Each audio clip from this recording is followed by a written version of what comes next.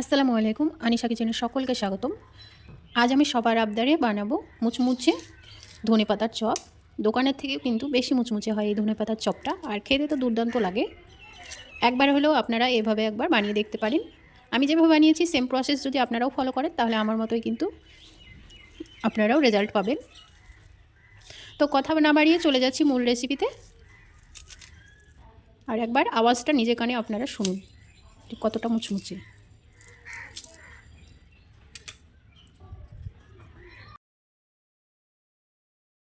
ধনেপাতার চপ বানানোর জন্য আমি এখানে ফ্রেশ এক আঁটি ধনেপাতা নিয়ে নিয়েছি, আর এটাকে আমি আগে থেকে পরিষ্কার করে ধুয়ে নিয়ে তারপরে কিন্তু ঝুড়িতে রেখে পানিটাকে ঝরিয়ে নিয়েছি।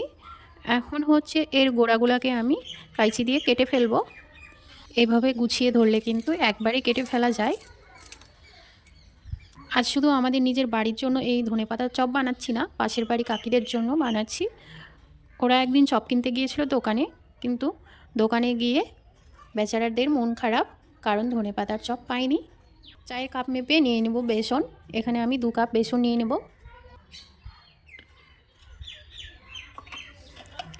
এটা একটু চেলে নেব। নিয়ে নেব হাফ কাপ ময়দা, হাফ কাপের একটু কম কর্নফ্লাওয়ার,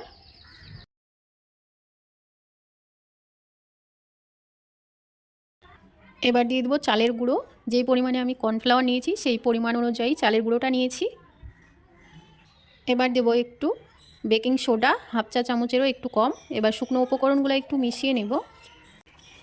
হাফ চা চামচ দিয়ে দেবো হলুদ গুঁড়ো, লঙ্কা গুঁড়ো, ঝালের পরিমাণটা একটু বেশি দিলেই ভালো হয়, স্বাদ মতো লবণ, উঁচু করে 1 চা চামচ জিরে ও ধনিয়ার গুঁড়ো, হাফ চা চামচ গোলমরিচের গুঁড়ো।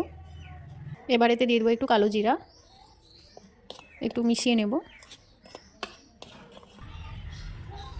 অল্প অল্প করে পানি দিয়ে ব্যাটারটা তৈরি করে নেব।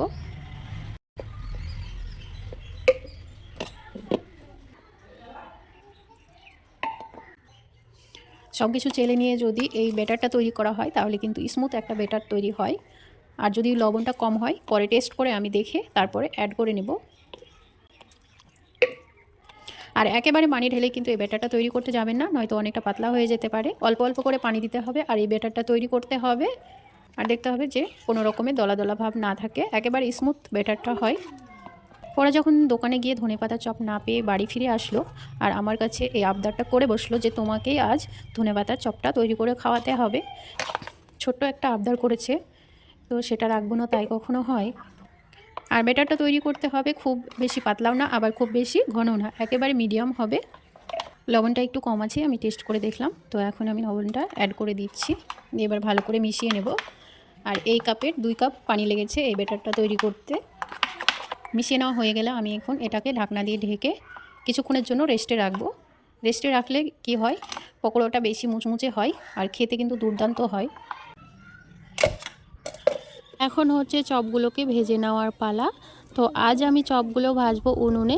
যেহেতু একসঙ্গে অনেকগুলো চপ বানাচ্ছি, সেই জন্য আজকে ভাবলাম যে উনুনেই আজকে চপগুলো ভেজে নিই। আর আগে থেকে কিন্তু উনুন জ্বালিয়ে কড়াইয়ে তেল দিয়ে তেলটাকে ভালো মতো গরম করে নিয়েছি। আর তেলটাকে ফার্স্টে ভালো করে গরম করে নিয়ে আঁচটাকে কমিয়ে দিতে হবে।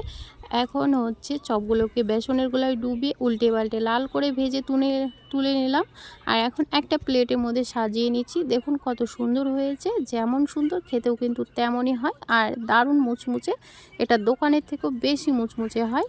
আপনারা সেটা নিজের কানে শুনে নিন যে এটা কতটা মুচমুচে হয়েছে। আর তার সাথে যদি থাকে একটু টমেটো সস তাহলে তো খুবই ভালো লাগে।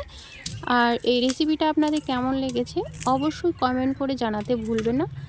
ভালো লাগলে একটি লাইক করবেন, পাশে থাকা বেল বাটনটি অবশ্যই ক্লিক করবেন। যখনই নতুন কোনো ভিডিও আপলোড করব সেইমাত্র নোটিফিকেশান পৌঁছে যাবে। সকলেই ভালো থাকুন, সুস্থ থাকুন। আল্লাহ হাফেজ। আজকে এই পর্যন্ত, দেখা হচ্ছে নতুন কোনো রেসিপিতে।